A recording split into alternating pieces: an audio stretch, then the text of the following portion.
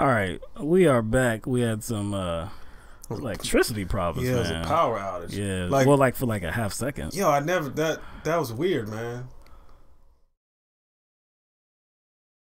Yeah. All right, we're gonna make sure that it's all right. Looks like we're back on. Yeah, because it flickered one time, and then I was like, oh, I knew something was gonna happen. Then it just kind of went off. All right. All right, so we're back. Looks like some tuned off or tuned out, but hopefully we'll get them back. But anyway, yeah, I was just saying like about them purchasing something.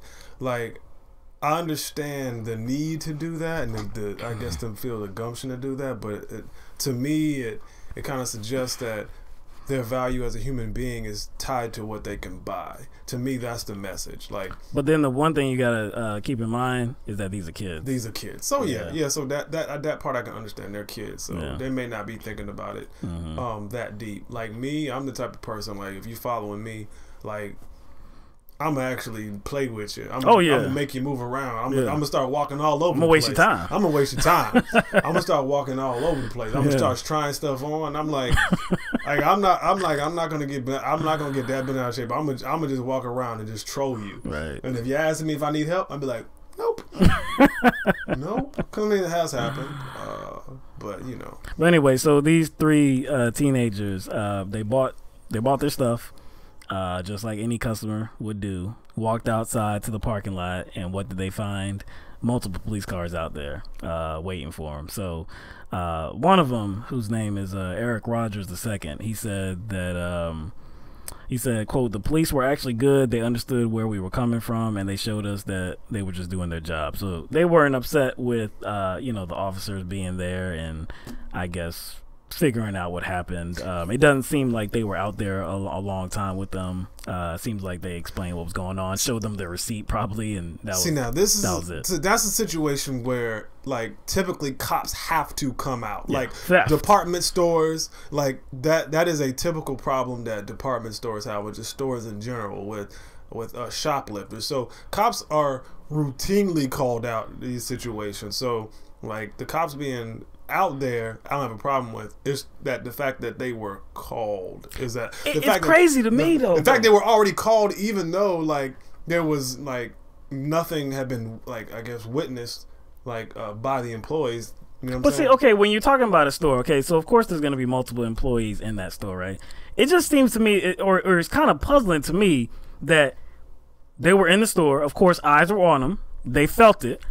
They decided, I'm going to purchase something. They get the merchandise. They go up to the counter, pay for the goods, walk out the store. I would think with bags, right? Obviously, some employee in there that wasn't at the counter saw them with bags and were like, well, they couldn't have got that by appropriate means. So I'm going to call the cops. So you're thinking that they had the cops were called afterwards, or the cops could the cops have been called before they went up there? See, we don't know exactly. We that's don't know. kind of. That's I would just assume that it was afterwards because they didn't have anything. They didn't walk out the store. Nobody stopped them. So I would assume that somebody that felt that they were stealing is because they were getting away. I gotta call the cops. Not like you're in the store, you're looking at merchandise. That would be really crazy to call the cops on black people just in the store shopping. Another reason why I wouldn't have bought anything. But like you said, they were little kids. So how I'm looking at it in my old age is going to be different. You know what I'm saying? I'm just not going to I just don't feel the need to validate my existence and I guess determine my value based on what I can purchase. Yeah. You know what I'm saying? Exactly. Like, I'm gonna prove to them that I am worthy. No. Yeah, I wouldn't. But yeah, I would waste their time though. I definitely would waste their time. Yeah, I would look like I'm doing something. I'd be like, oh, I would look like I'm doing something just to mess with them. But yeah, man. Like I said, this is nothing new. It's just being captured on video, and I believe the media is now gravitating towards it because of what happened in Philadelphia. Again, that was like a big incident that the whole country was weighing in on. So now we have these further incidents where it's shopping while black, while it's sleeping while black, while it's Airbnb while black. You know, it's all these different situations that happen every single day in America. But now there's, like I said, some attention being drawn to it. But it's not just the attention because of like certain issues or certain situations being highly publicized. A lot of it probably has to do with people having the ability to capture it and record it. Yeah. You know what I'm saying? Yeah. But, you know, even before Philadelphia, I would argue that you could probably go back years, and then we're not even, you could probably find videos of certain type of instances, but they weren't being publicized by the media. And what about, what's the other one with the ladies playing golf? Exactly, yeah, the ladies playing golf. Yeah, the cops were called on them because they were too slow holding up nobody, because they weren't holding up anybody. I think, like, I guess the whole, like, what this issue is focused on is the cops being called for very trivial matters, not cops being called in general. Right. That's different. For trivial matters. Not cops being called in general, but for trivial matters. Yes. And all of these cases somehow involve white people that believe that, like, I need the police to come here and do something about these black people. It's just a coincidence. All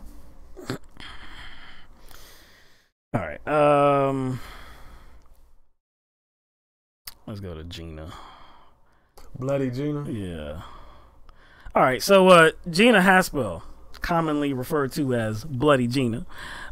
She's the current deputy director of the CIA, and she's also the acting director of the CIA. She's been the acting director ever since Mike Pompeo was nominated and confirmed to become the next Secretary of State. So she had her own confirmation hearing with the Senate Intelligence Committee to become the next director of CIA on Wednesday. It lasted, at least the open session, because there was another session, dealing with classified intel, or classified information that was not, broadcasted. But the open session lasted about 3 hours. It's likely that she increased her chances of being confirmed by the Senate, because she didn't really have any flubs. She didn't have any, like, misstatements or anything like that.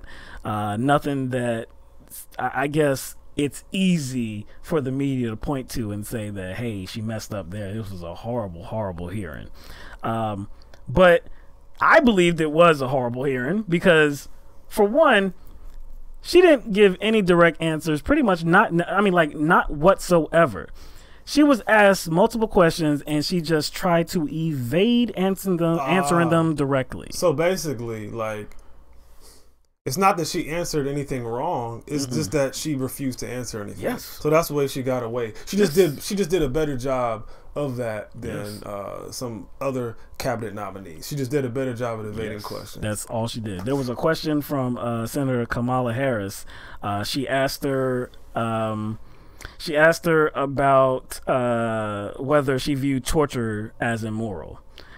She responded, "Senator, I believe that we should hold ourselves to the moral standard outlined in the Army Field Manual."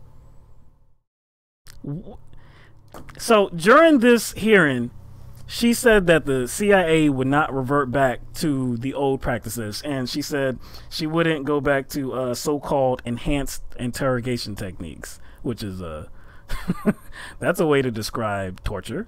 Waterboarding, that's a good way to describe it, right? But she said the CIA would not revert back to those kind of practices, right? So if you believe that you won't do that because it's immoral, because there would be no other reason not to do that, right? I mean, I guess you could say that it doesn't produce any, like, worthwhile intel, but that's not what she said at the hearing either. But you would think that her view is that it's immoral. Why can't you just say that? Why couldn't you just say, you know what, this was abuses by the CIA, we're not going to do that? Exactly. So by saying you don't want to go back to that, you are admitting that something wrong with it. It was something wrong with it, but that's not what she said. She didn't say that. It was a direct question. Is it immoral? We're going to do, we're going to hold ourselves accountable to the moral standard outlined in the Army Field Manual. Yeah, even McCain is not feeling her. Dog. Yeah, John McCain is not feeling her. I think he called her a thug disguised as a grandma. I was like, dang. Yeah, it's weird. McCain is like always.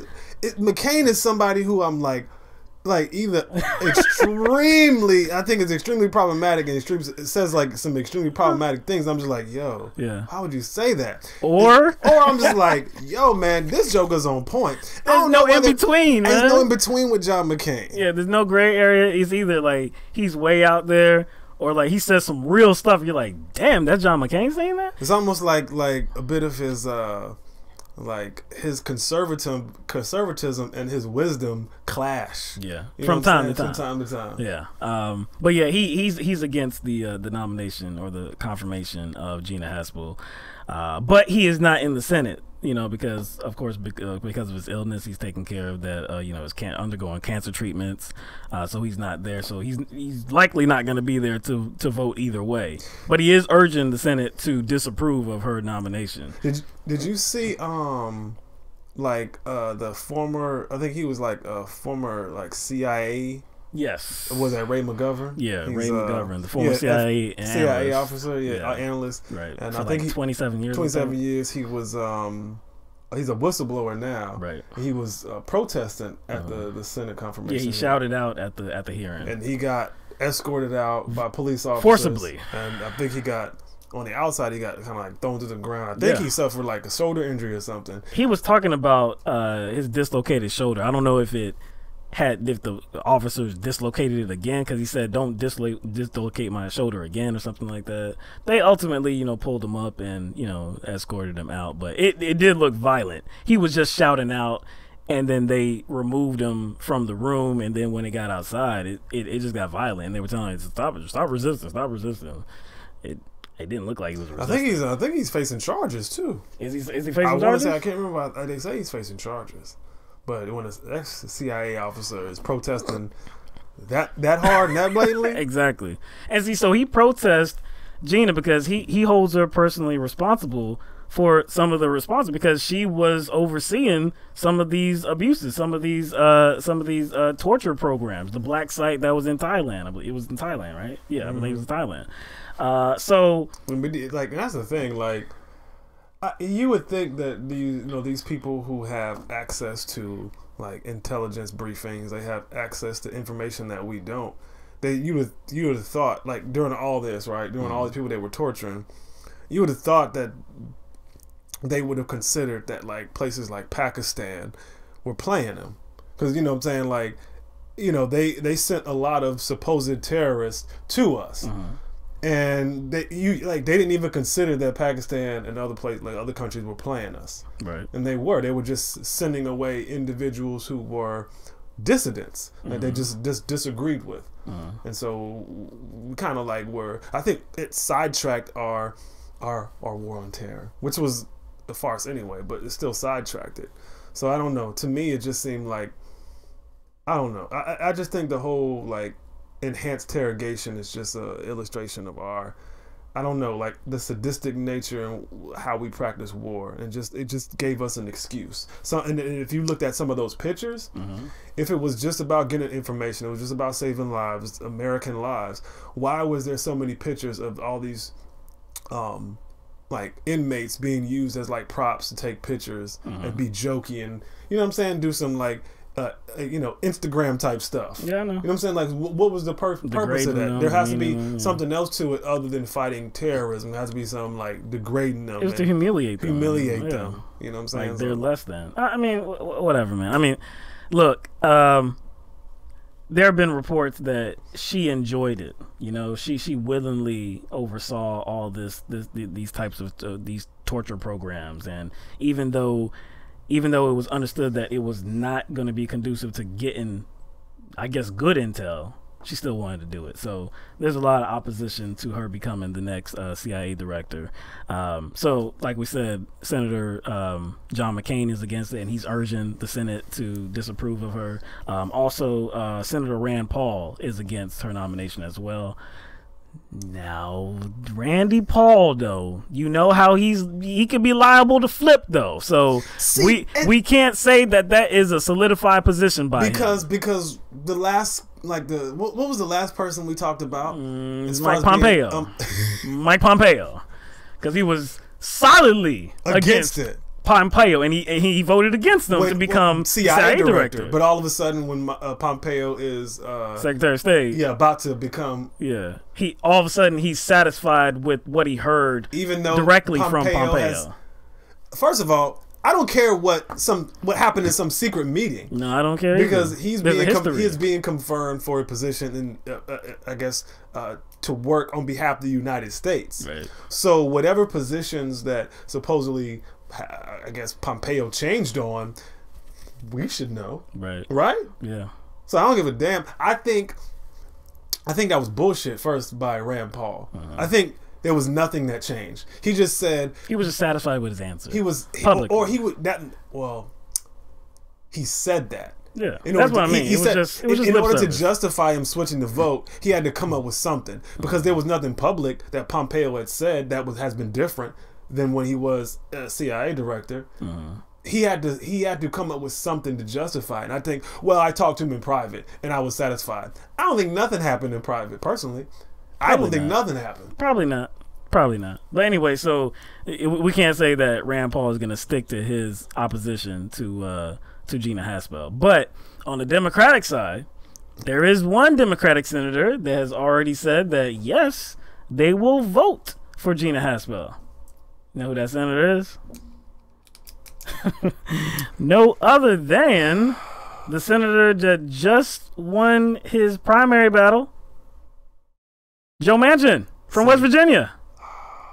So he has no reason.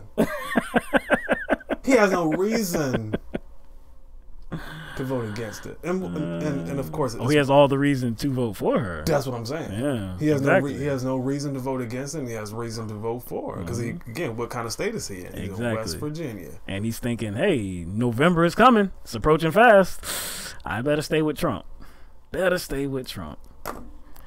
Manchin is worthless. Like I said, to me, it matters very little who wins in West Virginia, the Republican or Manchin. It matters very little. They're both Republicans. But anyway, we'll soon find out what the Senate's going to do, if they're going to confirm her or not. All right, let's go to gerrymandering. All right.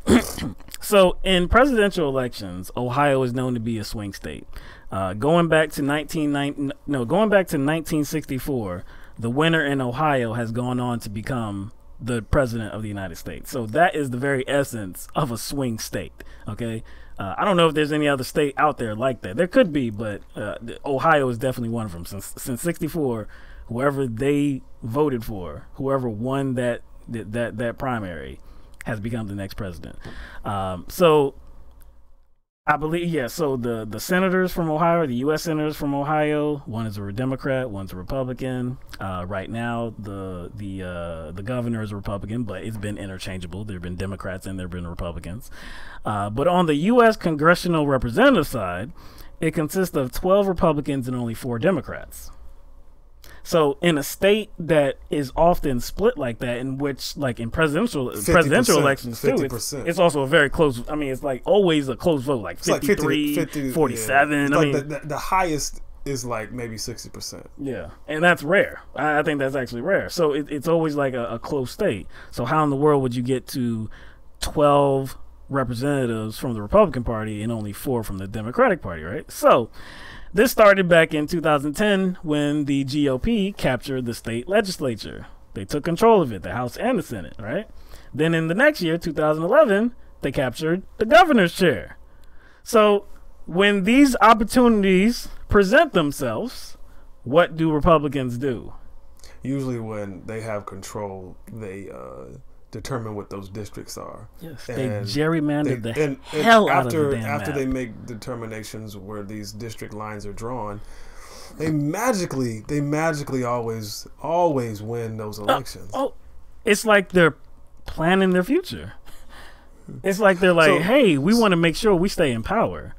Let's redraw the map. So again, if we're going to have a conversation about election rigging, I think the conversation needs to go beyond the Bernie Sanders primary. You know what I'm saying? I know that may hurt some people.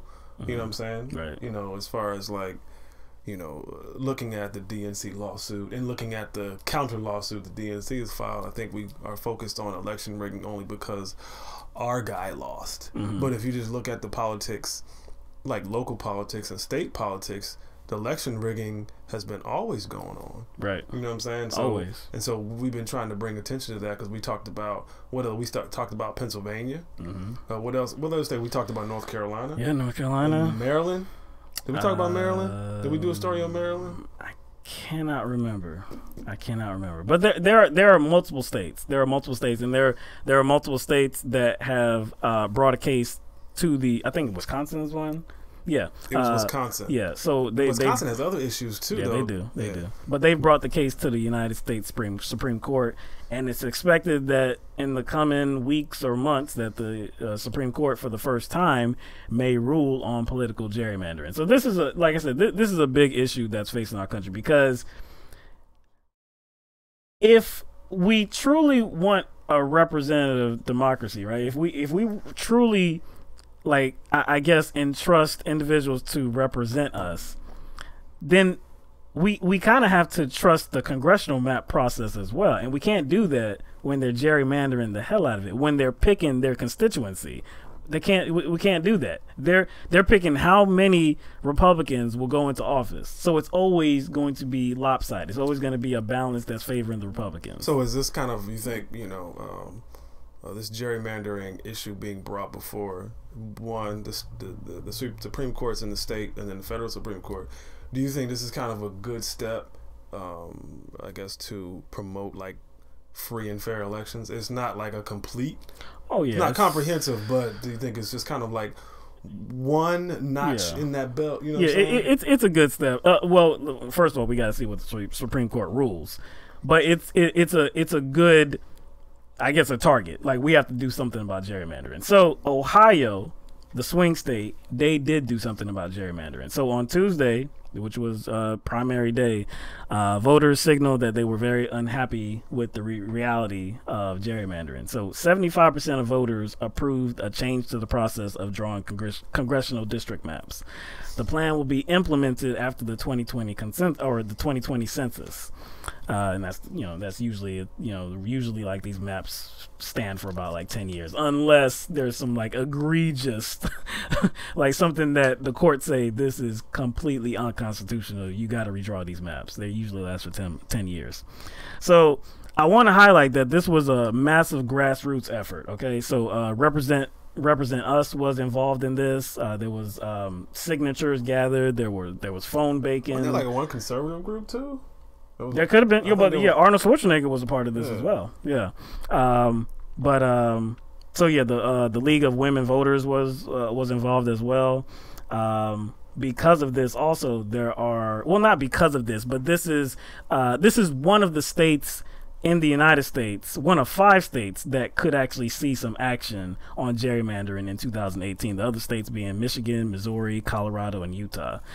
So as part of this, I guess part of this ballot initiative that voters approved on in Ohio, there's 3 phases of this, okay? So stage 1 is passage of a map requires a 3/5 vote of both the House and Senate and must include at least 50% support of minority party members. That's pretty good. It has to include support of minority party members, which it couldn't, and a lot of these states is Democrats. All right, so if that doesn't work, it goes to stage 2. Ohio's existing 7-person bipartisan redistricting commission will be empowered to draw districts and must approve a map with at least 2 minority party votes. Again, just like a little bit more of like trying to balance the scale out. If that doesn't work, it goes to stage 3. The legislature gets another chance to pass either 1, a 10-year map with 1/3 of the minority party support, or 2, a 4-year map with a simple majority. If the process gets to the last stage, not requiring minority party support, stricter rules protecting against unfair manipulation would apply. So again, this isn't an end-all be-all, okay? But this is a damn good start. This is a damn good start to saying, like, we finally had enough of this gerrymandering. We want a map where it's an actual fair process to get to that map.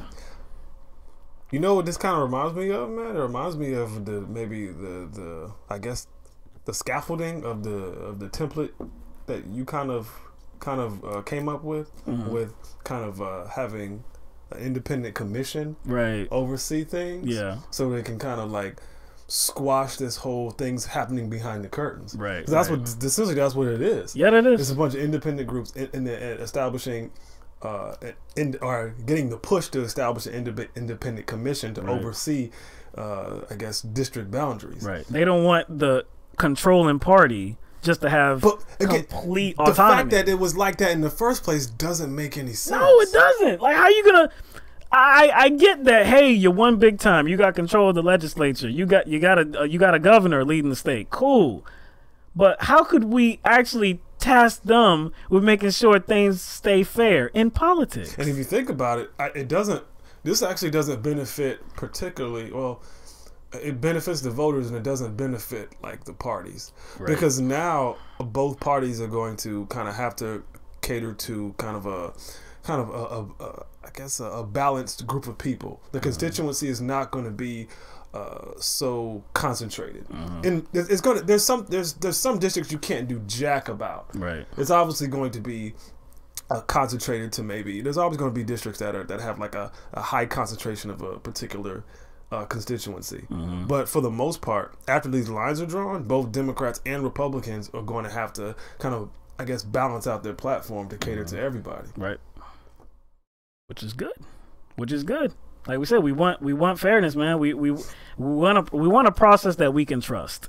We're still gonna have to deal with corporate Democrats, no doubt, but we want to make like there's multiple things that we have to get over these obstacles. This is just one less thing. If we can actually create like a fair process and actually like draw on these maps, because as it is right now, there's no way for somebody with a complete different ideology to get into Congress if you're living in a particular area. There's just no way, because the Republicans have gerrymandered the hell out of these maps. And we understand that it has happened with Democrats as well. But if we're speaking realistically here, this is a Republican strategy. This is a common known Republican strategy. Like I said, they gerrymandered the hell out of these damn districts. So like I said, I'm glad that Ohio is doing something about it. And I'm glad that the other 4 states too may be making moves later on this year too as well, in November. Let's go to solar. All right. So the California Energy Commission sought to make history on Wednesday by approving a plan that would mandate newly built homes and low-rise apartment buildings to include solar panels. The rules, which would go into effect in 2020, will now go to the Building Standards Commission, where it's expected to pass. So this is groundbreaking, because no state has done anything like this. Of course, some states are moving faster than others when it comes to green energy, renewable energy. California being one of those states that are taking the lead. You have to force the needle. Yes, you do. Because these energy companies are not going to, like, I guess, willingly transition. These fossil fuel companies, let's jeopardize our profits. Because if you think about it, like, they can't control the sun. Because we talk about this all the time. Like, we always are wondering, because we're always coming from like I guess a reasonable perspective. Like, hey, why don't these fossil fuel companies, who have a tremendous amount of capital, they already have the capital to invest in research, to kind of create infrastructure of their own to transition. And then also the government also offers credits. They offer tax breaks, if they transition into solar, but they weren't taking it, and they have the capital to do so. So you're like, it just doesn't make sense. But if you think about it, they can't control the sun. Because there's an element that they can't control. Right. See, so it makes them uncomfortable. It makes them uncomfortable. With fossil fuels, they can control like the flow and the supply of it. Right. But with the sun, you can't control it, because it makes more sense for the people with capital to invest in it, because they have the money. Right. So you would, since we are already kind of slowly drifting into that. Like, you know, since we're already drifting into that, then why aren't they doing it? And my only they can't control. That's my only explanation is they can't control the sun. Yeah, I mean, it makes sense. It makes sense because you would think that a human being would be interested in, I guess, like the future of the globe, right? You would think that they would be interested in that, but if they're not going to be here, not only can they not concede, not only can't they can't control the sun. If you think about it, like, you can store the energy. Yeah, that's not good for profits. You can store the energy. It's not good for profits. So anyway, the commission said that the rules could add more than $10,000 to the construction cost of new homes. Some builders say the cost may be more than twice that. So the commission does say that the commission and most builders agree that the cost should be more than made up in the energy savings over the life of the solar energy system.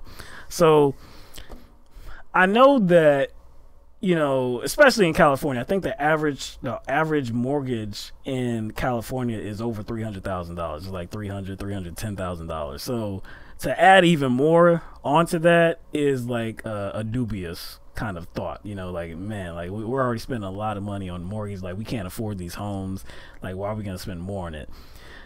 That's true, but overall, it is going to be a savings. And to think about it even like more logically too, like to add $10,000 to a mortgage, you're really only talking about maybe like $50 more in payment. So it's not like a. Again, my thing is, if you can already afford that, if you can afford that, you could probably afford $10,000 more dollars. Yeah, over that period of time. Yeah, 30 if year you can mortgage. afford that type of house, you shouldn't be financially straddled. Probably not. If you are, then you don't need to be buying that house. Probably not. So again, like this is a good thing, and I hope that it does signal to the rest of the states that we need to make moves on renewable energy and move away from fossil fuel technology, or move away from fossil fuel energy and move to renewable energy. This is kind of, isn't this the third thing that a state is taking initiative on because there's not any federal movement on it? First thing is like marijuana. Mm-hmm. What was the second thing? I know we covered this. We covered something. Guns. Oh yeah, so guns. Marijuana, guns, and now energy. You can even say criminal justice reform. Especially in Philly. Yeah. And that's a city taking it into their own hands, trying to move forward. And again, this should be something that, let's say, Republicans and conservatives love, right? Because it's locales. States' rights. They should love this. They should love it. They don't, though. And they don't love what's going on in California too. They don't love it. They're like, hey, building costs, home costs are already too much. What are you doing to these people?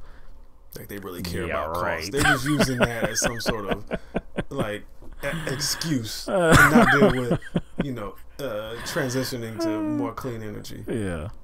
All right. So we got one more topic to cover. Hopefully quickly, and then we'll move on to the calls. All right, so a black woman from South Carolina was driving in Virginia. Okay, she was driving back to South Carolina, and she took to Facebook to complain about an incident. She got stopped on the road by a police officer, and she believed that she was on the receiving end of improper behavior by that police officer. In the video, she claimed, quote, "I was just bullied by a racist cop who threatened to pull me out of the car." So we have some video of this incident. There's two videos actually, because after her video went viral, the Brunswick County Sheriff's Office, they released an unedited the unedited video from the officer's body cam, just to show exactly what happened in this encounter with the police officer. So the first part of it is you're going to see her talking on Facebook on her post, and then you're going to see some video from the body cam.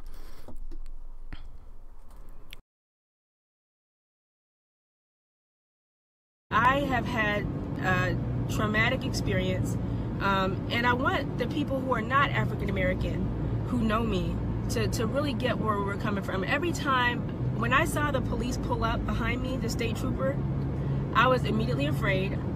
You know, we shouldn't be afraid to drive and get pulled over by the police. He said, well, you'll need to sign this ticket. And I said, why would I need to sign the ticket? I don't agree with, and it's just something that I don't think, I said, I won't be signing the ticket, but I'll take the ticket. He said, no, you'll need to sign the ticket. I said, I don't agree. I didn't see a sign. I'll abide by the ticket, but I'm not gonna put my signature on that ticket. And he said, well, if you don't put the signature on this ticket, I'll pull you out of the car and then I'll arrest you and I'll impound the car.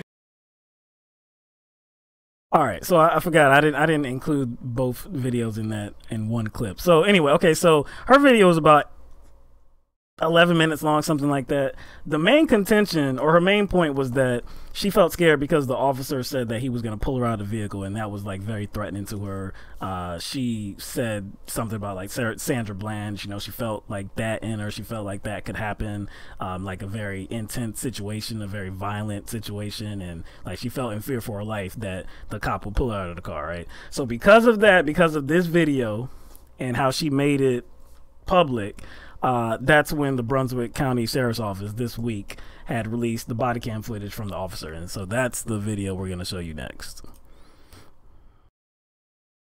My name is Sergeant Sasser. I'm in the Brunswick County Sheriff's Office. Okay, how are you? Doing well. Just need to see your driver's license and your vehicle registration. Okay,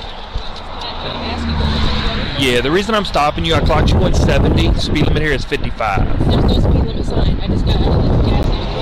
I didn't see the speed limit sign for the gas station. Okay, just hold tight for a quick moment and I'll be right back, okay? Okay, thank you. All right, ma'am. What I have here for you, it is a traffic summons for Brunswick County General It's a traffic summons? Yes, for Brunswick County General District Traffic Court. Your court date is going to be June the 6th at 10:30 for the 70 and a 55 mile per hour zone. So I'm going to give you a phone number plus a website that has our courthouse information. If you contact our courts, they will tell you what the fine is, answer any one of your questions, and if you decide to prepay it, then you do not have to come to court. But if you want to prepay it, if you don't want to prepay it, then you have to come to court on June the 6th at 10:30. I'll hire an attorney. Need you to sign right here? I'm not going to sign that ticket. Ma'am. Okay. But I don't have to sign it. So, ma'am. But I appreciate it. Hold on. All right. So, what you're signing here is a promise to either come to court or a promise to prepay. It's not an admission of guilt. It's only a promise to me that you're going to get it taken care of by either coming to court or prepaying it. If you refuse to sign the summons at this point, I'm going to have to get you outside of the police car, outside of this car. I'm going to place you under arrest and take you in front of a magistrate. I will get your vehicle towed and go from there. So, yes, ma'am, you do not have a choice. You have. On the phone. I don't care about that. You do not have.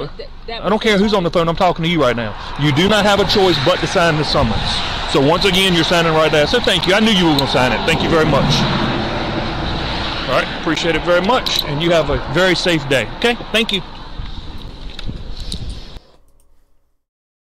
All right. So those are both videos. Okay. So again, her claim was that this was a racist white police officer, and she was on the receiving end of some improper behavior by this police officer, threatening her. And many times, multiple times throughout her video, she said that he said he was going to pull her out of the vehicle. Now, that's not exactly what he said. He said that he was going to get her out of it. He was going to have to get her out of the vehicle and place her under arrest, you know, put her in custody. And that's actually what officers can do. I don't know if it's in every state, but I know that it is customary for the offendant, you know, the offender to sign the paper and they get a copy of it. And if you don't do that, then they can place you in custody. So I understand that she may have interpreted it as like a threat, like a violent threat, like he's going to pull me out of the car. Oh my gosh. I understand that, but that's not exactly like what he said. So for me to, I mean, like there's like two ways of seeing this. For me to let me let you. No, man, no, go ahead, no. Okay, all right. Go ahead. I'm just like, I'm sorry. I'm still like her viral video is just so extra to me, dog. Yeah, it is extra. I was like without even seeing the body cam, I was like, yo, I don't really see any tears. I was like, it just seemed like a lot of acting, but I was like, I'll wait. It just seemed like acting to me. Yeah.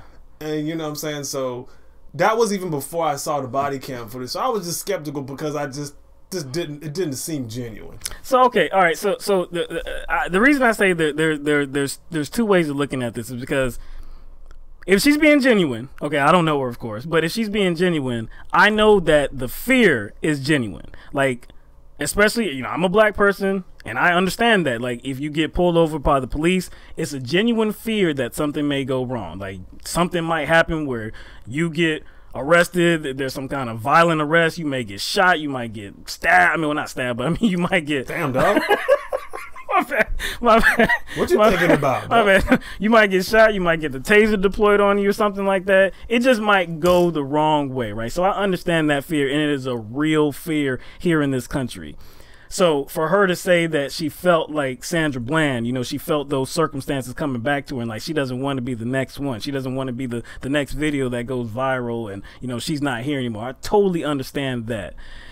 But you have to approach things, I guess, a little logically here, because what happened in this stop was actually very typical. It was regular. Yeah, it was very typical.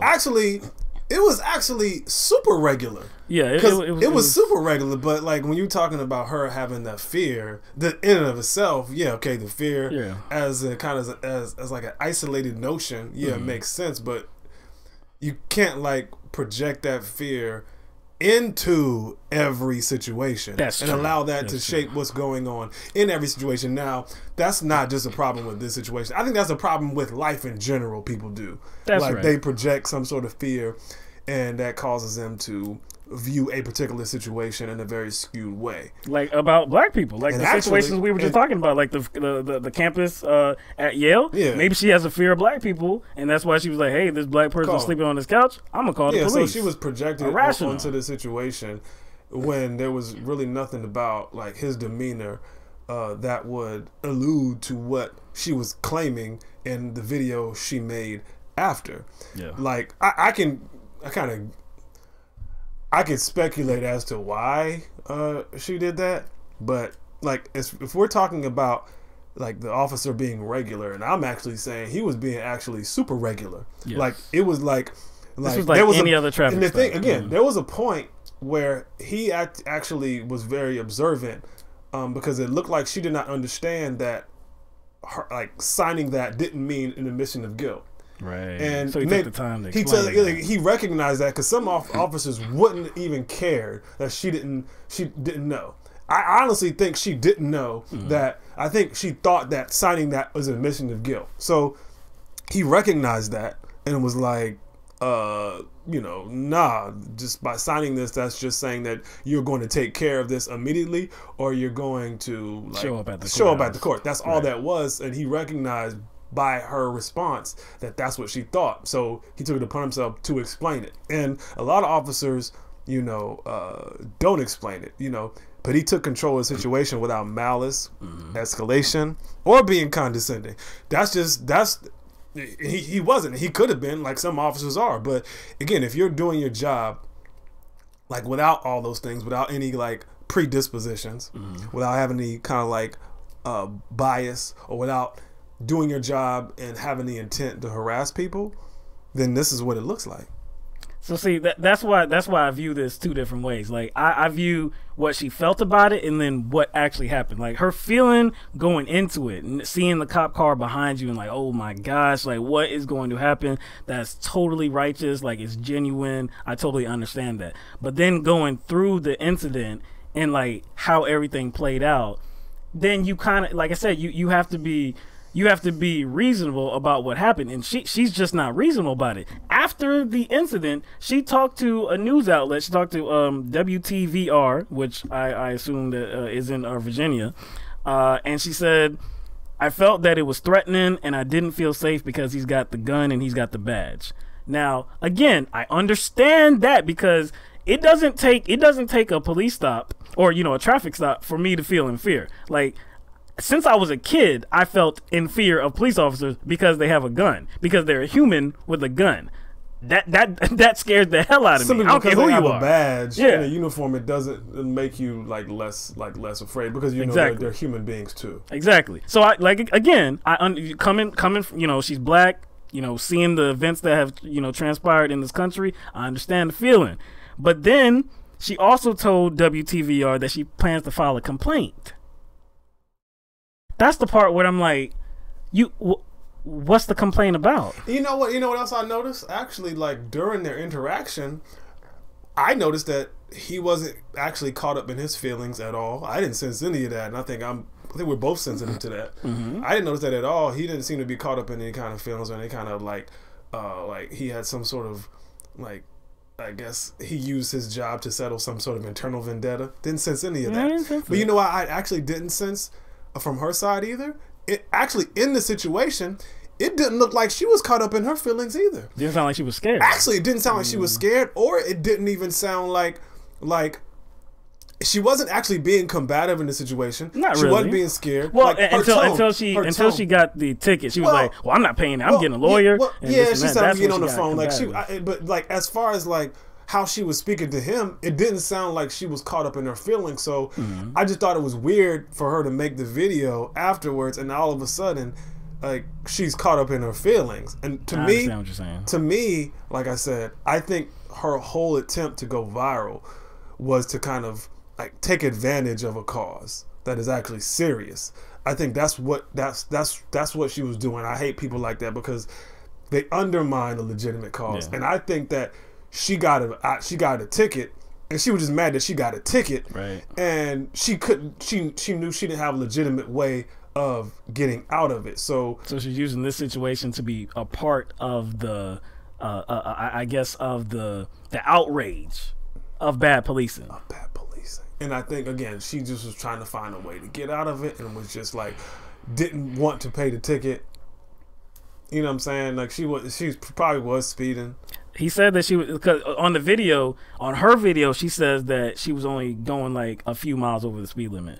According to the officer in the video, he said it at least twice that she was going 70 and a 55. And actually, they can't, in order to even give a ticket just for speeding, they just don't use their visual abilities. They actually have to use a radar gun, and he did. It's actually time stamped. And he did. Yep. It's actually time stamped, and they just to provide verification. So, like, again, they have their checks and balances so that like people can't like say that they were just being targeted. And it doesn't look like that in this case. And it just seems as if this woman, like I said, already had kind of the suspicion that she was acting before I even saw the body cam.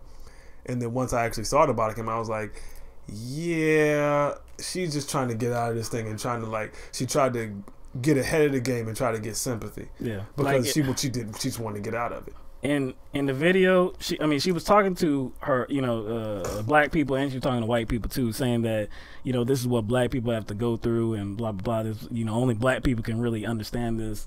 So she was making it into, like, her situation into something that is only familiar to, like, people of color. And that was just the untruth, because that situation that she was in, the feeling that she had, now that may be something that is only familiar to people of color. That might be true.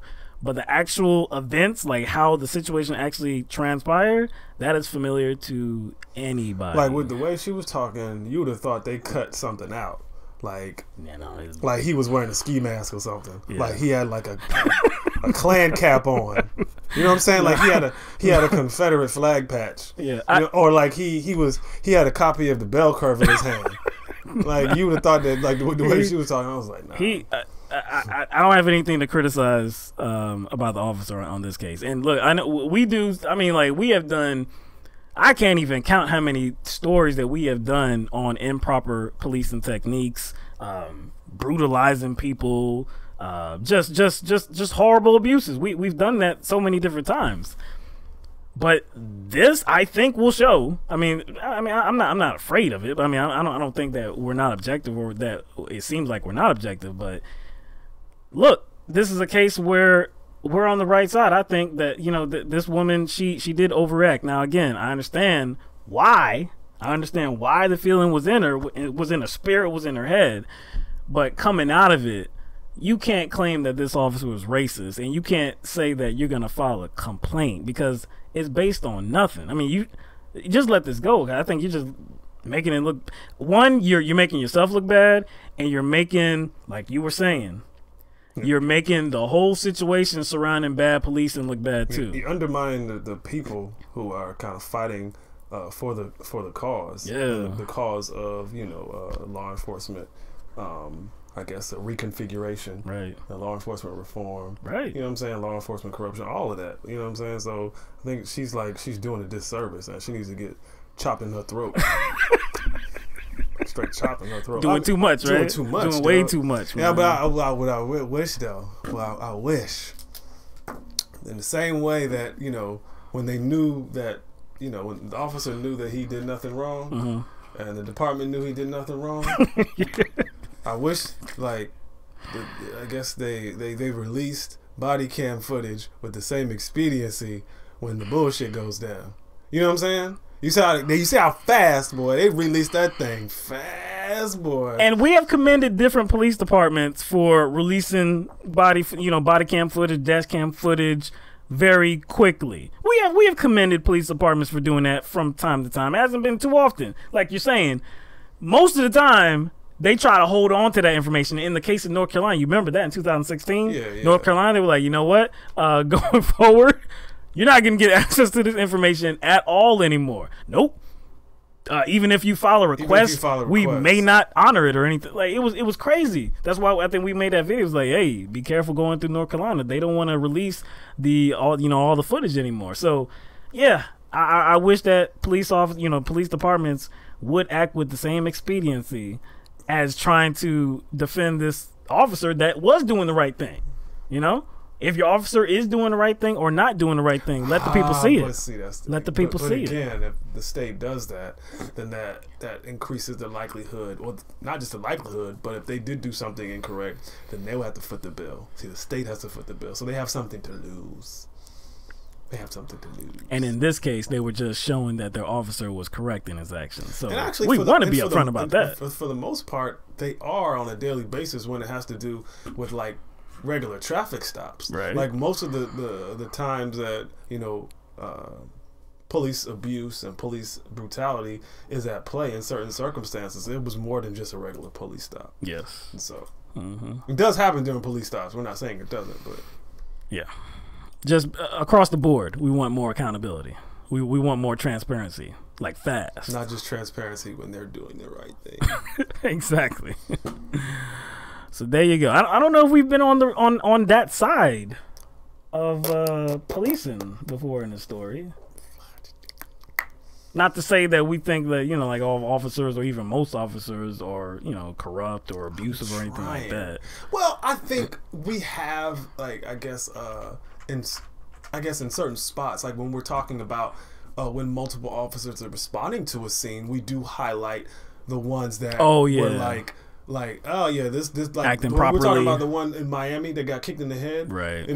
We talked about how the first officer that was there, he was handling everything correctly. The only disposition we had was none of them took that dude aside and was like, what are you doing? Exactly. But again, who knows where their mind is at? We're not police officers, so who knows where their mind is at in the midst of that. They're probably just worried about keeping that person secure, but it probably didn't even happen afterwards either. Yeah. You know what I'm saying? So I can understand, in the midst of a moment when one of their fellow officers are kind of guilty of exercising too much force, I can somewhat understand that there's not immediate correction on the spot, but I doubt there's correction at all. When they get back to the department at all. You know what I'm saying? Right. So I'll give them that. I won't put that expectation onto them. Well, you gotta correct them right there. I'm but I wish that they would at least address their fellow officers at some point. I'll add that when it's egregious behavior, it may need to be immediate. You see your fellow officer kick somebody in the head. Well, you know what? That needs to be immediate. I think when it's followed up with something like the whole elbow from the sky. Now that because if it's just and the headlock, if he just kicked him and that was it, it's already over. But if he continued, then I see what you're talking about because it's ongoing. It's ongoing. And actually, I have seen that. I actually have seen like a cop maybe enact some sort of like extreme like chokehold, and like I have actually seen another officer go like that, but he just went like that. I've seen that before, so it does happen, but most of the time it's very subtle. That tells me that if you can do that, you can also be like, what the hell are you doing, man? You're making us look bad, man. But see, you know what I don't think they thought. I don't think they thought they were being recorded. But see, then you have an integrity issue, though. That shouldn't be an issue. You should still be able. I know. You should still have the gumption or the notion to do that, even if you're not being recorded. But that's right. It didn't look like any of them knew they were being recorded, because it looked like she was behind something. Because you saw it was like some sort of a ledge. Yeah. And you saw it coming to view, and she went down again, and then it came out of view. Then she went back up, so she was hiding. Yeah. But hey, and she doesn't even want to be identified. Like in the video, you saw the back of her head. She did not want to be identified because she doesn't know that they may have a vendetta. Like, exactly. this person is trying to get us. That's right. Like, yeah, it's understandable, man. Yeah. So anyway, all right. So just after 9:15, so that's the end of the content that we have for the show. So we're gonna open up the phone lines for people to call in. Number is 669-900-6833. If you do have any questions or comments about anything that we have discussed here today or anything else. Maybe there was something else like that we didn't cover today, or some subject matters. We always welcome people to bring us some things that are going on out here in the news. That's correct. Maybe we didn't talk about. This is an open not on this program. Maybe on past programs. Maybe they have some things we said. We had seen a little bit of activity in the chat, just a little, about a particular subject. So no doubt, we hope that we do get a caller. If you have anything to address with us, definitely feel free to. So just bear with us one moment while we set this up.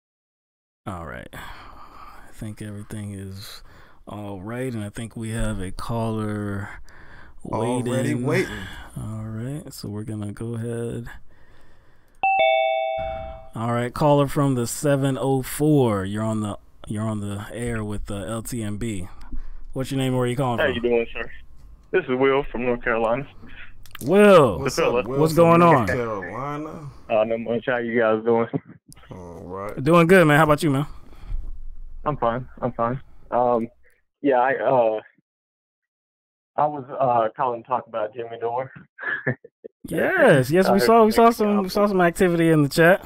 What you got, man? Right. Yeah, because so I believe this is the gentleman that we have going back and forth with on YouTube about the Jimmy Dore story that we had covered about the marijuana, about the about the whole Republicans being more further, progressive, more progressive than Democrats. Yeah. There was another accident. There was another couple of stories we covered about him too, and that was the misrepresenting some of the YouTube creators. That's correct. You know what I'm saying? Yeah. All right. So go ahead and tell us what's on your mind. All right, fellas. Unfortunately, I'm not aware of the other situation. Okay. I've not been aware of you guys too long, unfortunately, but yes, for now I can speak about the marijuana issue. I felt like that you guys got it, Jimmy, pretty good on that. Mm-hmm. I feel like you may be correct that Jimmy made a mistake. But, to me, I'm pretty sure you feel that Jimmy, was purposely misrepresenting or exaggerating, to further his, what he was trying to say. I'm not as good articulating when I'm speaking as I am writing, but I think I can understand what you're saying. You're being choppy, but I get the gist of what you're saying. So continue. All right. Yeah, if you'll bear with me.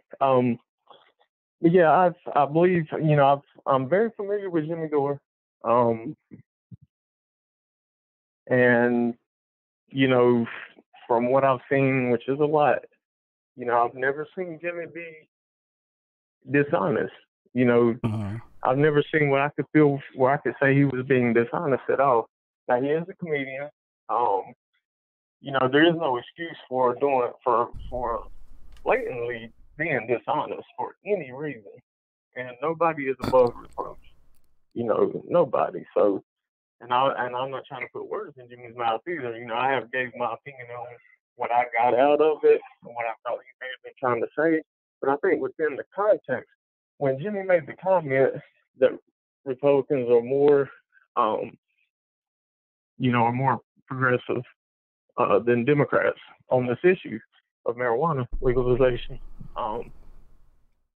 it was surrounded by comments involving, I believe it was Nancy Pelosi, but it was about maybe two, three top Democratic leaders, and the Republican, I believe he's an ex-politician, but he's still fairly dominant as far as being, you know, what I would say is a top Republican leader. So in that regard, if you take the very top of the establishment Democrats and the very top of the Republican leadership, you know, and that may only be two or three or a small handful, but in that regard, if you have 0 Democrats that are going to fight for marijuana legalization and you have 1 Republican who wants it, regardless of the reason, you can kind of make the statement that Jimmy did. But I'm sure Jimmy also knows that it doesn't make you progressive to be for legalizing marijuana because you're doing it out of greed. It doesn't make you progressive. And I think it was just really obvious that you know, Jimmy's statements were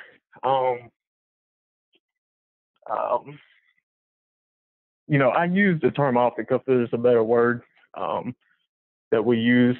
Maybe you can help me here because I slipped my mind. Hyperbole. Yeah, a lot of people were saying hyperbole. Yes, it was hyperbole.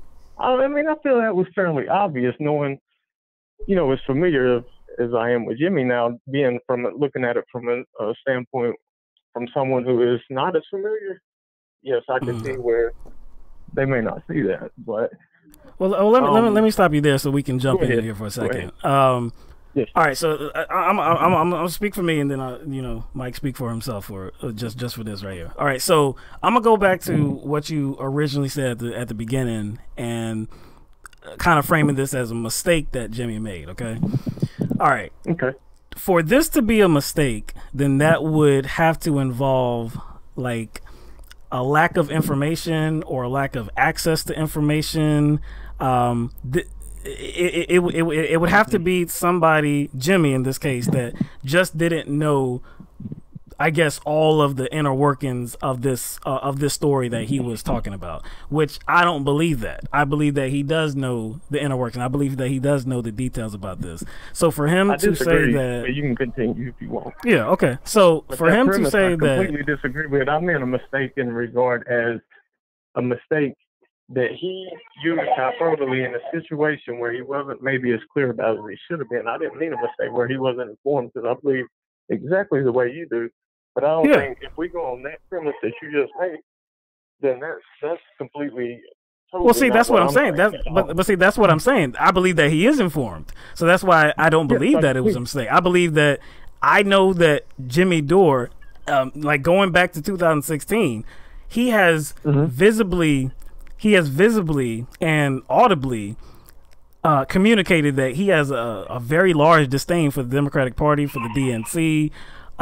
And that has shown time and time again. Now, in this case, it looks like he manufactured something to do the same thing, because when you say that the Republican Party, like, that's your headline, okay? That's the title of your video. The Republican Party is more progressive than Democratic Party on marijuana.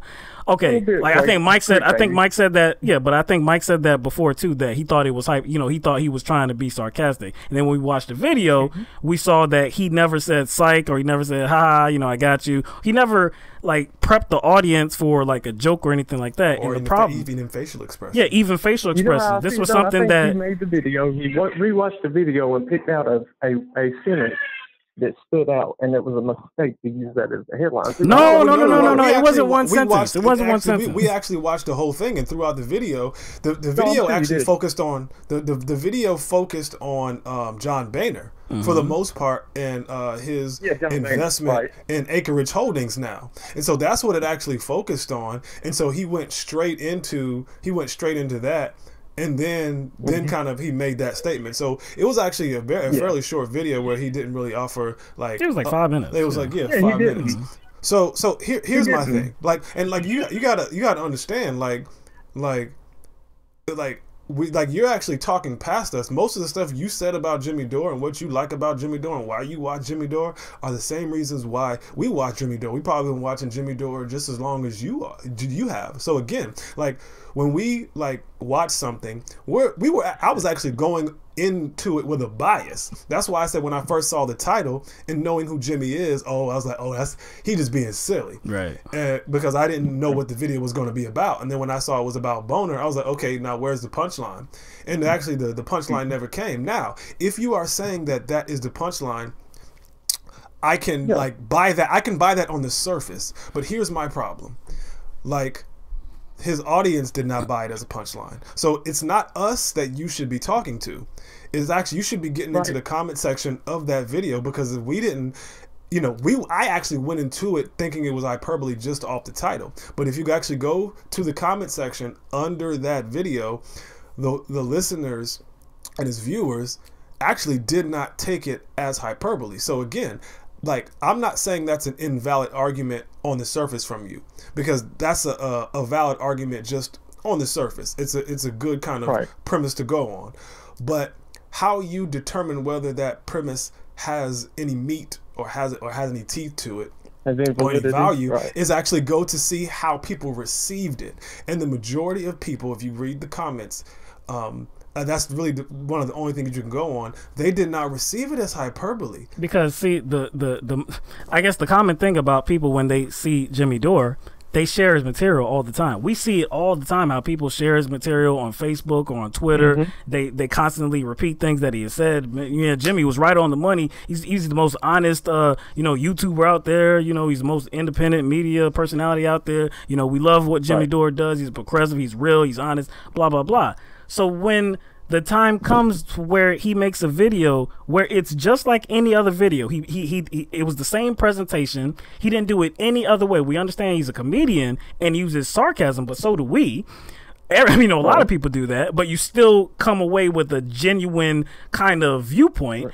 It wasn't any different. This video was not anything different than he customarily does. So to say that, like, to put words in Jimmy's mouth that he didn't put in his own mouth, to say that like he wasn't being serious, I just can't get that, because if he wasn't being serious, then he would have had to propose that to the people, not us, not people that watch. And like I said, like don't get us wrong, Will. Like we definitely don't think the claim or the premise you're offering is outlandish, that it's hyperbole.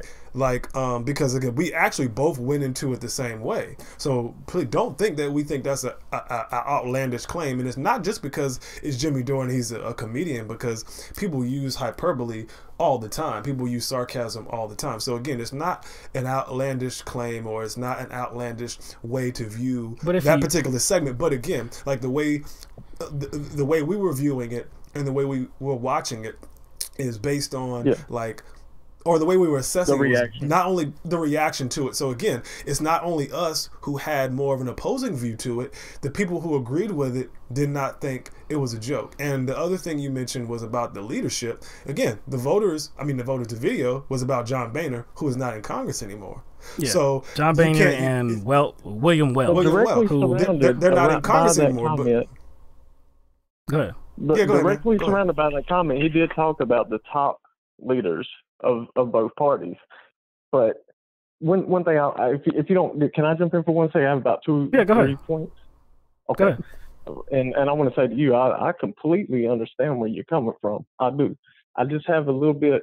I just disagree with a couple things. I'll make that point really quick. First of all, if you were to ask Jimmy Dore, if you were to have a conversation with him, do you think he would argue with you that the Republicans progressive on this particular issue than Democrats? And I think he obviously would not, because he's not misinformed. I mean, I think we have to accept that. So, I mean, maybe you think he would, but I don't. No. I do not. No, we do not think Jimmy Dore is misinformed, and that's the point. Yeah, that's we the don't point. think he is misinformed. And like I said, like again, argue with you. You know what I think? You know what I think Jimmy Dore is? I do believe the Republicans are more progressive on this. Maybe in a different environment he wouldn't, because sometimes here's the thing. You know what I think Jimmy Dore is? I think Jimmy Dore is human. I think Jimmy Dore has emotions. I don't like put it past Jimmy Dore to maybe get caught up in certain emotions and how he responds to certain things political. He is not a robot. And I think that's the problem when we are looking at any political commentary, regardless of who it comes from. We forget that they're human beings too, and maybe they may have instances where that gets in the way, like he got up in his feelings when Michael Brooks said something about Hillary Clinton being better on one issue, just one issue, and it would have been different if Hillary Clinton were to deal with it. He got all up in his feelings and started rehashing the hacked, the Russian stuff. Mm-hmm. He got all up in his feelings and started talking about how she stole the election from Bernie and all that stuff. And all Michael Brooks was pointing out that on this one issue, Hillary would have dealt with it differently. He didn't say Hillary was corrupt. So again, that was an instance where he kind of flipped into getting in my personal feelings and I'm hurt because I love Bernie Sanders, and then offering a more balanced commentary. I'm not going to write off Jimmy for that, because again, I think I'm reasonable in seeing that Jimmy Dore is passionate and a human being and may come off like that. In this case, I don't think it was that. But again, we're not going to let him off the hook. We're not going to let him off the hook, but at the same time, we're not going to take away what he is and what he's done and like somehow think that this one disagreement devalues all what Jimmy is about. But at the same time, we're not going to let it go because of what Jimmy has been about. And let him go. But we'll let you go, bro. Yeah. I didn't see so many comments, but in his comment section, I didn't see what you're saying. And in your comments under your video, I seen a lot of people saying what I was saying. I was surprised to see so many people say that. But because it was your audience. But I just, I don't think it was helpful to do what you did, because I think it wasn't factual. Like, you're saying that he literally was doing that, literally trying to make a false point. And yes, you keep talking about his disdain for the Democratic Party, but he has just as much, if not more, definitely more disdain for the Republicans. He don't feel a need to attack Republicans, because anybody would have a brain knows they're shit. They're crap.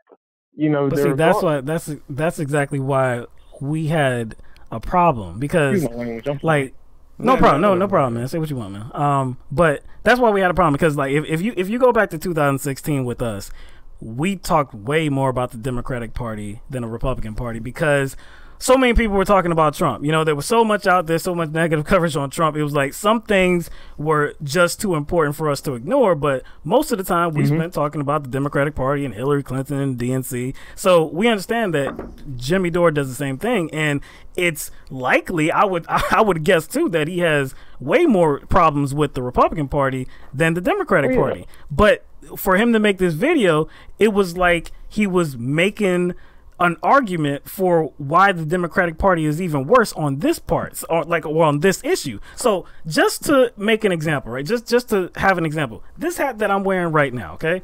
If this hat just happened to say "Make America Great Again," if this was a red hat that said "Make America Great Again," I just put on this hat, okay? I opened the show up.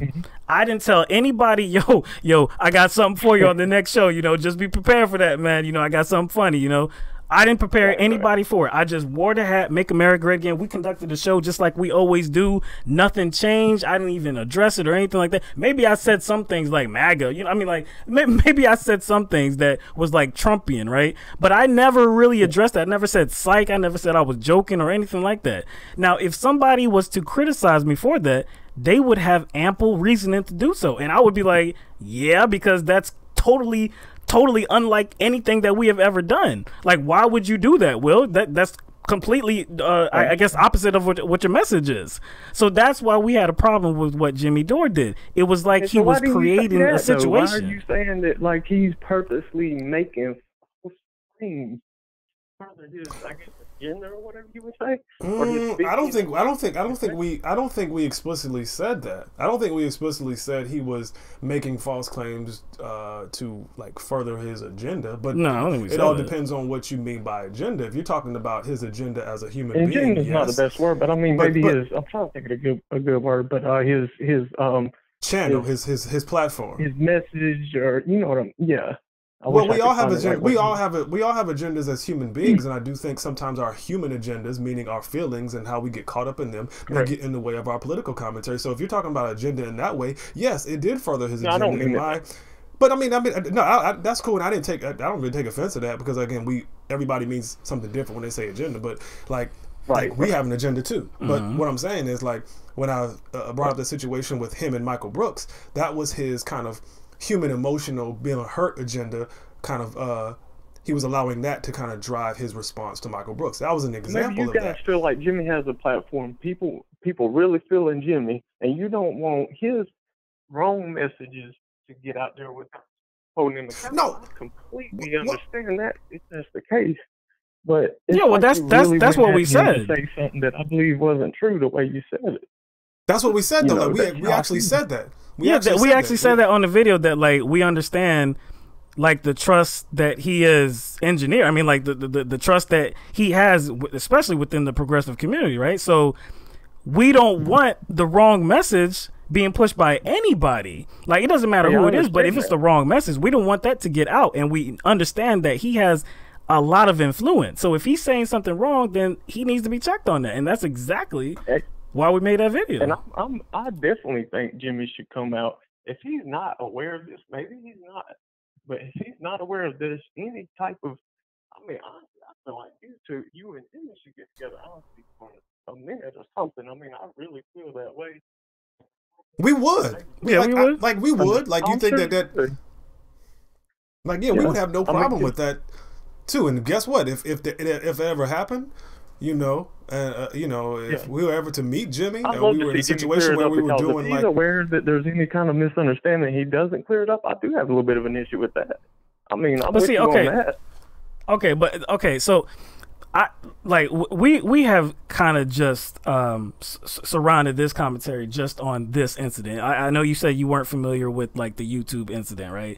But there's another issue too. I will look further into it. I will. Yeah, because we made a video about that too. But anyway, there's another issue too that it was already in our minds when we saw this as well, and that was about the CIA Democrats article, and he made a video about that as well.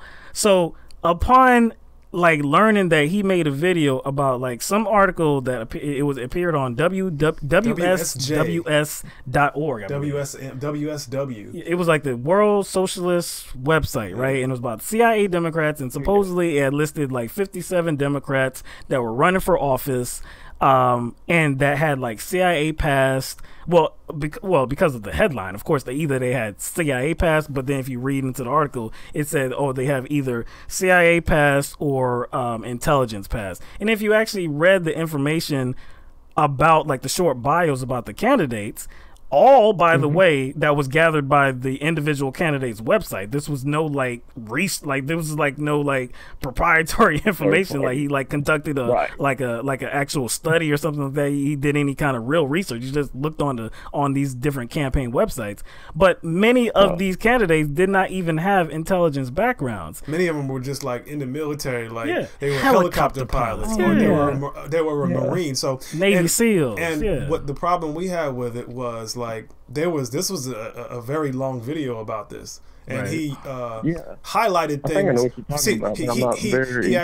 He highlighted portions of this 3-part article. So we already knew that he was well aware of not just the source, but the details that were highlighted or illustrated within this source, and there were certain things that were pulled out that were very suspicious to paint a picture of the entire article. Right. Like, if the whole argument is there are 57 CIA Democrats, and that is the narrative, right? And the only thing that is pulled, the only thing that's pulled out of the article is there was one candidate that's running in the midterms, and she was a CIA analyst. That's something very juicy, because that does tie it to somebody is tied to the CIA. But if you only share that one thing, and then put the whole thing there, there's a bunch of and acts as if that somehow defines the rest of the 56 people named without even, which it didn't, and it follows for the rest of the 56. Then I'm like, wait a second. Something. Like, why'd you do that? Why'd you do that? That's something we really agree on here, because I'm gonna tell you, I didn't look into that further because it just didn't surprise me if it was the case. But I'll tell you the impression I got from that video. So maybe you can help me real quick and maybe really make your point here. The impression I got from that video was there were about 45, 55. I thought it was about 45 or 55. Yeah. Former intelligence, and pretty much like CIA, like high-level intelligence, CIA basically, or I believe it was, the way I got it was like CIA agents going in, running as Democrats. Now, if that is not the case, then I'm starting to feel you, brother, because that was not the case. Yeah, that was not the case. Yeah, if you actually read that article, then you would like if you actually read the backgrounds of those candidates, you would have seen that a lot of them did not have intelligence backgrounds. And then on the flip end too, if you did research about Republican candidates that are running, they have the same type of backgrounds. And that's been historical. Yeah. Like, people that come out of the military, they run as candidates. That happens all the time. But for some reason, it was scary for the Democratic Party. Like, it was like some treacherous thing for the Democratic Party, but for some reason this didn't include anything about Republicans. And even though we thought that was egregious, I'm still not, I still wasn't willing to say, oh man, like he is he is intentionally and purposely trying to put out false information, and that's bullshit. I didn't even go there. Like, I still because I still actually went back to my same assessment of Jimmy, and it being based on him still being wounded, because he was just like us. He's still wounded. So he saw that report, and he saw that story, he saw that article, and saw it as an opportunity to try to mend some of that pain he was feeling. And so he's always looking for an opportunity. Oh, what, this is about Democrats? Oh, hell yeah. So let's go after it, and I'm going to make it into something it is not, because I'm still holding on to that pain. So my assessment of Jimmy is still one of him being a human, and him and being emotional and projecting that onto his commentary, and not him being purposely nefarious or disingenuous. So that's where I'm coming from. I'm not coming at Jimmy like he's being purposely nefarious, purposely disingenuous, purposely dishonest. It's more about me looking at Jimmy as a human and seeing how, and that's what people like about him, the fact that he is human. And then trying to check it, you know what I'm saying? All right, brother, you let your emotions go too far to where you put something out there that gave a wrong impression, that was really kind of gave a dishonest look at things, not on purpose, but or inaccurate, or what I'm saying, a little skew view, just because you were emotional, which can happen.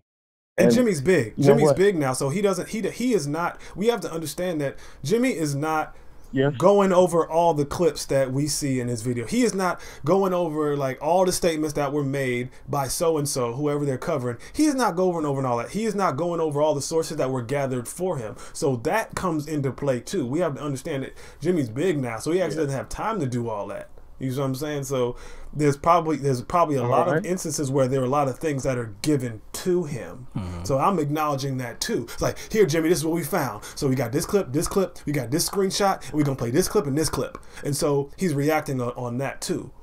So I'm still taking that into account. And I looked at that. I'm sorry if I can interrupt for 1 second. If I go back and look at the situation you're talking about, and I see exactly what you're talking about, I'm gonna see I think it's going to become a lot more clear to me the way you made the video that I had an issue with, because I'm not going to say low, but just by itself, that video, you're completely wrong here. But if you already had instances of him doing this, And I did get a certain impression from that report. It's kind of vague. I didn't get into it a lot because there's a lot of stuff to look at. You know, I can't and look at everything. Right. It was long, yeah. But I mean, it's starting to make a lot. That makes a lot of sense to me. You know, so you know, I'm glad you brought that up because I think that's really probably had a big part of it. I'm thinking it probably had a big part of it, part of the way you reacted to the marijuana thing. And so I appreciate you sharing that with me.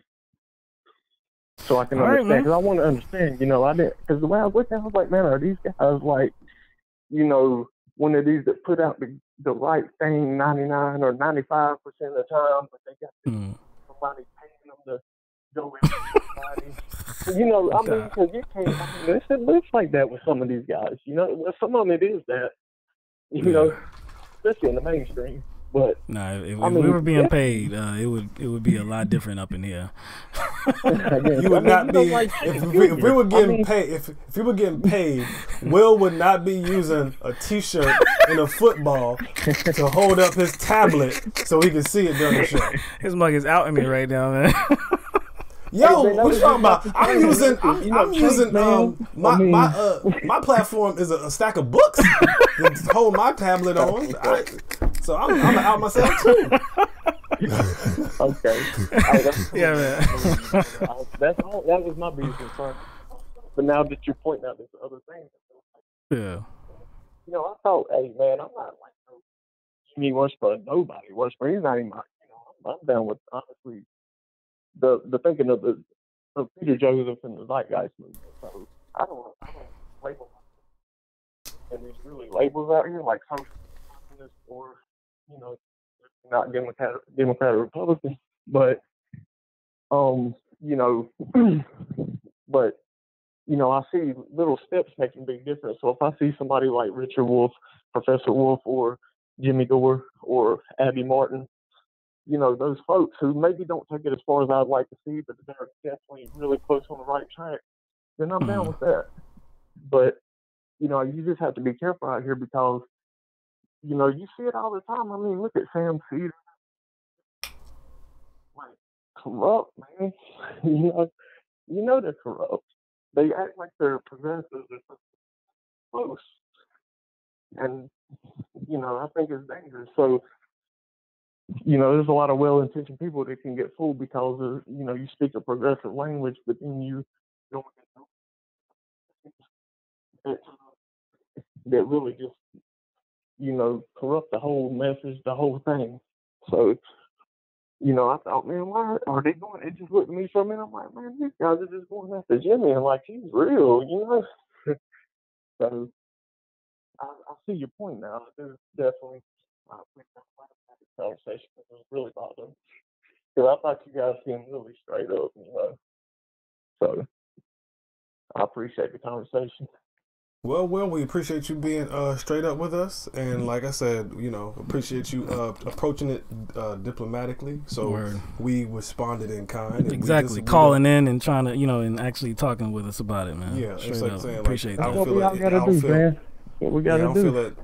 feel that either of you, me, or Will were, you know, caught up in our feelings. And again, we're just going to state our position, you know, based on where we were coming from. We understand where you're coming from, and I actually still do understand where you're coming from because I actually was coming from that position as well. So again, we thank you for calling the show, and we hope that you will continue to tune into our show, whether it be to offer, you know, some sort of, you know, opposing view or just to chat in the comment section with everybody else. And we will bid you a farewell, and you have a nice night. We're going to get to this next caller, okay, man?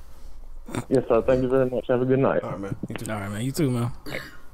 Thanks. Bye. All right, so we're going to get to area code 443. I believe this is a man, Court. What's going on, man? Yeah, what's going on? I told y'all I was going to call back. Or I said I was going to probably call back, but y'all knew I was going to call back. Hey, we'll do that, man. See, you trying to be modest, man. Like I may get to it, you know. No, I love this show, man. I love this show. First, I want to say I really appreciated that article that you guys did on the Loyola student who got trolled on and then got the cops called on her by that lady in the dorm. I read that article on Reddit, and I had some choice words for that one. That's funny. Some choice words, right? Yeah, I mean, like that is like some blatant, like you see in the, like I just read the article, so I didn't see the video until I saw you guys do the story on it.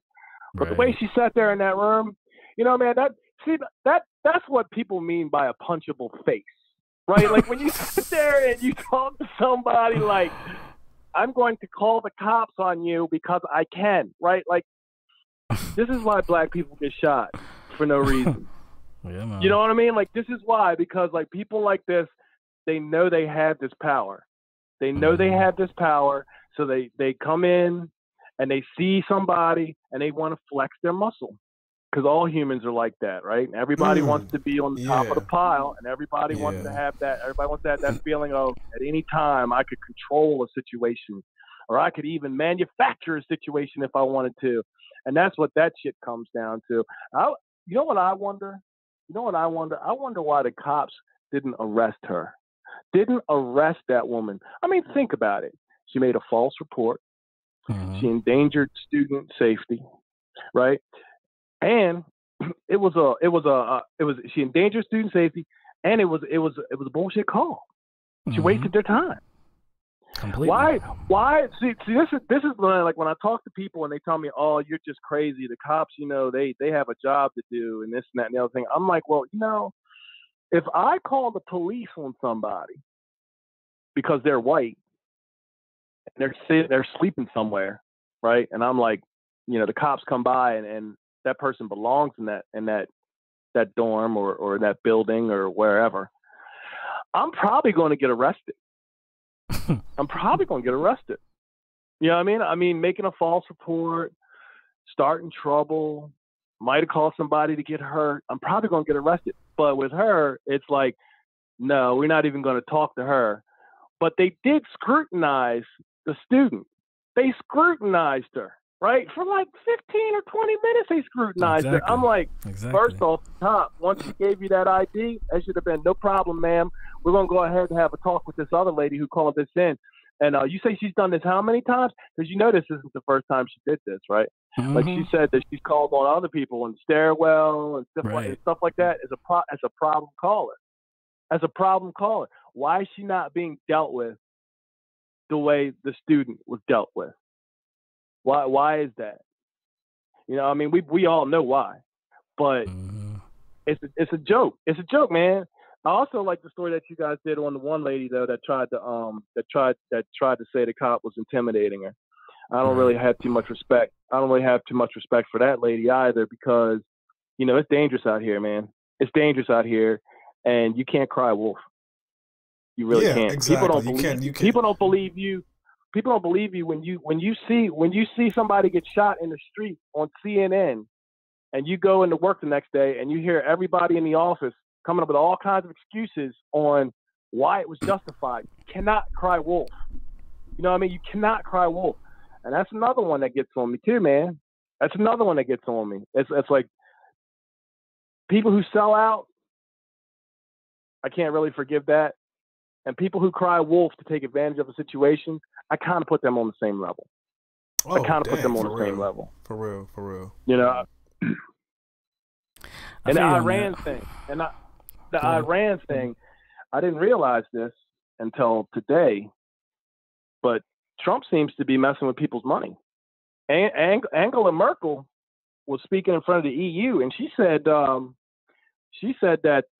they can no longer rely on the U.S. for protection anymore, and that they should just go ahead and give up on that idea. And I was like, wow, that's a little extreme. So I started looking into it, and it turns out France and Germany and a whole bunch of European Union countries, they started to make money off of Iran, you know, after the sanctions were lifted. Right. And now you have, you know, the moron in chief up in there. He destroyed the sanctions, and he reinstituted the sanctions. He destroyed the agreement, And now he's messing with their money. And, you know, it kind of scares me, man, because World War II was all about European division. It really was. It was all about European division. And one of the things that World War II brought about was the European Union.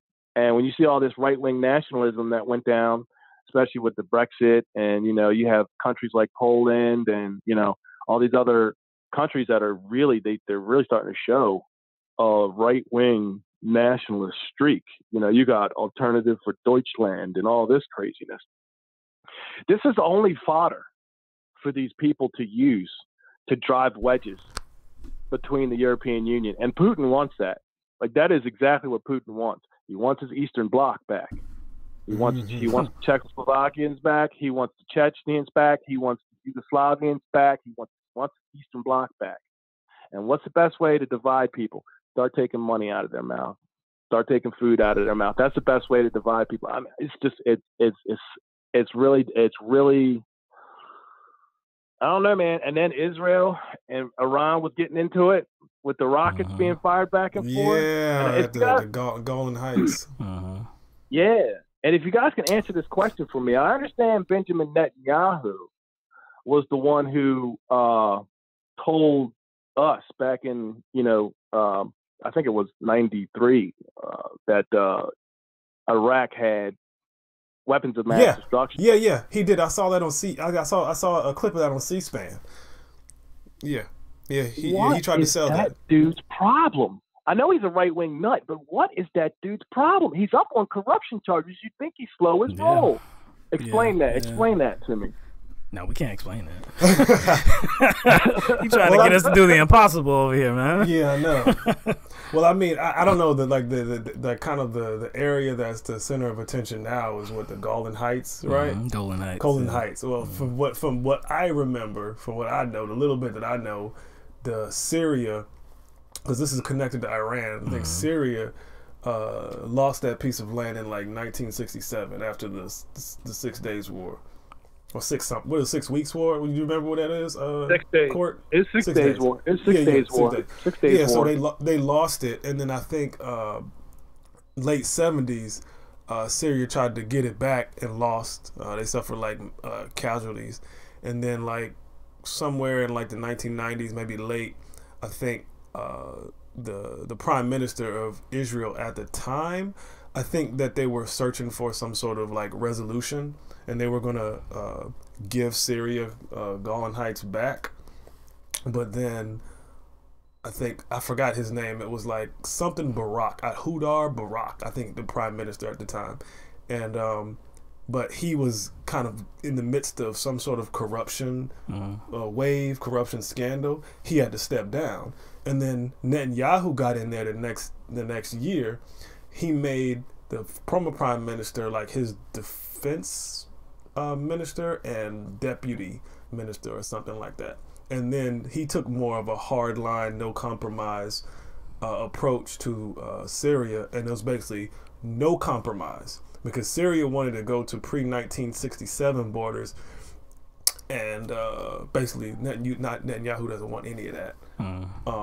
So Netanyahu is, like you said, going through his own kind of corruption scandal right now, and now he has the ability to wage war without the approval of his own government right now. So, all right, Cor, we only got about 30 more seconds, so we're gonna give that to you if you have something else to say.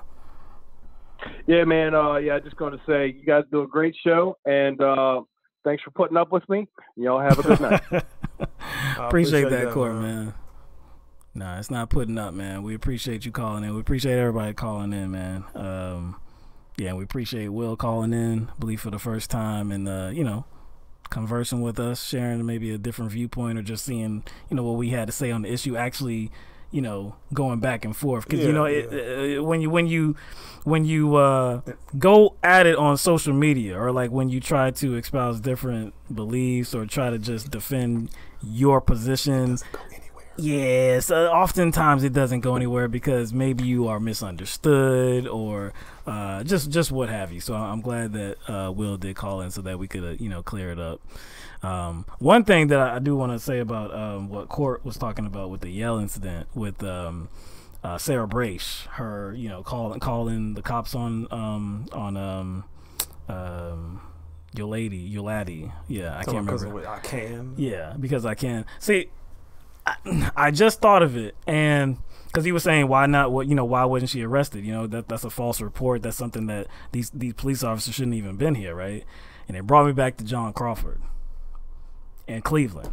Oh yeah, the Walmart. Yes, John Crawford was the black guy that was in the Walmart in Cleveland, and he was carrying around like a toy gun, a toy rifle, and he was carrying around the store. And there was a caller, a white guy, that called into police saying that he was aiming it at people. He aimed it at a mother and a young child, and so that put officers on high alert. And when they came in, as soon as he turned around, they shot at him. I mean, he was trying, like, he turned around and he saw guns pointed at him. He tried to get away. Bam, they ended his life. So, I mean, I think, I don't know if we talked about that, because I don't even know, I can't remember exactly when that was. Like, we don't even know if we had started. I don't know if we channel. Yeah, I'm not sure, but I know I was critical of both sides, you know, the caller and the police officers, because one, you didn't even give this man a chance. You didn't even give him a chance to surrender or anything, right? But I'm more critical on that guy that called into police and set it up like this was some life or death situation, and nothing happened to that guy. He was not arrested or anything. Nothing happened to that guy. And it wasn't only that John Crawford that died on that event too. There was a mother, I don't know if it was the same mother with the kid, but there was a mother inside that Walmart. Through all the, you know, chaos and everything, she had a heart attack and died because of that. Yeah. Just because that one guy made this situation into something that it wasn't, and nothing happened to him. So yeah, that's an incident where a black person was shot and killed because this person feels like, hey, you know, I'm gonna control this situation. Hey, something looks funny here, even though he's not doing what I'm telling the officers he's doing on the phone. Hey, you need to come and get him. I'm also glad you brought up the fact that like pretty much that's something that everyone does. Now, everybody doesn't do it within the same context. Right. So I think it is important to kind of, you know, be mindful that that's not necessarily like a white thing. That might be a white thing in certain conditions and in a certain context. But like, I think a lot of people do that. Oh, don't make me call the police. You know, like some people that like they having problems with their spouse or significant other, and they know they have like, you know, probation or something. They'll be like, oh, don't make me get the police. I'll call the police. So like, I think it's like that's something that a lot of people do. It's a go-to, like for like revenge or vengeance, because they up in their feelings about their own personal situation. So when it comes to personal things, yeah, I think there's a lot of people who kind of use that as some sort of threat. But now when we're talking about like in the context of like situations like this where you have somebody says because I can, that kind of like points to kind of another motive and another mindset as to why, you know, she called the cops. It's kind of under I don't know, like a different, like not just a different setting, but like the conditions of how she relates to certain people. You know what I'm saying? And so like how she felt the need, or why she felt the need to go at it like that, seems to be more about like how she sees herself and how she values herself in the world. Yeah, you know what I'm saying? In relation to how she sees you in this world, in this same world. Like, I'm placing myself above you. I can do this. I have a right to do this. Now you are breaking the rules. Now there. 911. Yeah, I know. It's dangerous, man. We got a sleeper. Exactly. Sleeping while black, man. You're on a campus. You pay tuition just like everybody else. You get the cops called on you because you sleeping in a common area, man. It's just that's the way this world is right now, man. So, anyway, I think that's the show for tonight. Oh yeah, let's get to some of our super chatters. Dang, hold on, I think I saw some other ones. Right? No, when the stream went out. Oh, that's right. So I think Gear Randon. Yeah, Gear Randon was one of them. I can't. Maybe Aaron Barnett was. It might have been Aaron Barnett that contributed as well. Went out, it kind of got rid of those. That's right. When the stream reopened, it kind of. But yeah, the new super chat list. On this one, it's Marta K, She says, I love you guys. I absolutely do. Thank you very much, Marta. Appreciate we love you too. No doubt. Love everybody. Everybody, man. And we saw some comments in the chat too saying, yeah, you wish that our channel grows. You know, you want us to stay strong. We have every intention on keeping this channel up and doing our thing. So we appreciate all the support that we get from each and every one of you. You know, every show, every week. If you're sharing our content, you know, this weekend we'll be putting out some clips from hopefully the last 2 shows. Be clipping some of the content and putting them on YouTube. Yeah, man. Yo, June says my old keyboard sticks. Sorry. I guess she having a problem typing. That's if your keyboard sticking, that means you be eating too many. You eat too much sweets when you're on the computer. Oh yeah, Aaron Barnett said yes, he did contribute. Thank you very much, Aaron. We appreciate that, man. You help us out greatly, man. It's like multiple shows here, man. You're consistently contributing to our efforts, man. So we really appreciate that, man. All of our patrons on patreon.com as well. Anybody that may go on to our merchandising store, you know, shop.spreadshirt.com/LTMB. If you want to go on there and get some merchandise, of course, this ain't on there. See, this is just for me. See, or us, you know. I don't believe you, June. You've been eating the donuts and you've been drinking Kool-Aid on your laptop. Just stop lying. She says it's dust making her key sticky, or it could be something else. I don't know what you do on your laptop. Usually it's like a liquid or something like that. Some liquid of some sort. Yeah, maybe it's usually like some Sprite. You do what Coke you do. Or something like that. You do what you do, June. It's all good. Dust ain't making nothing stick, man. There might be some other stuff that make it stick. Man, dust, man. I'm not a great housekeeper.